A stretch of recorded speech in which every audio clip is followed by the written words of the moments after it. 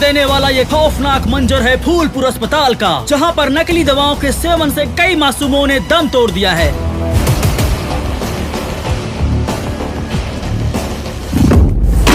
अगर हमरा बारे में जान जाइबे ना तो 4 इंच 24 सेंटीमीटर फाट जाए।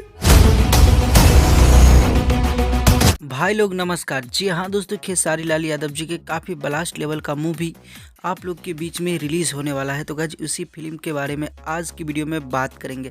तो दोस्तों बता दूं, खेसारी लाल यादव जी का फरिश्ता फिल्म का फर्स्ट लुक पोस्टर को जारी कर दिया गया है। जी हाँ दोस्तों, ट्रेलर की बात करते हैं तो ट्रेलर जो है बहुत जल्दी आप लोग को दिखने वाला है। जी हाँ दोस्तों, 8 से 10 दिन के अंदर हम इसका ट्रेलर को रिलीज़ किया जाएगा। इस फिल्म में नज़र आ रहे हैं का चहेता सुपरस्टार खेसारी लाल यादव और मेगा सिटी। दोस्तों बात करते हैं लाल बाबू पंडित जी का बना हुआ ये फिल्म है, जो कि काफ़ी बेहतरीन बड़े पर्दे पे काफ़ी जल्दी आ रहा है और आशा विश्वास से ही आप लोग को पसंद आएगा। चैनल को सब्सक्राइब करिए, वीडियो को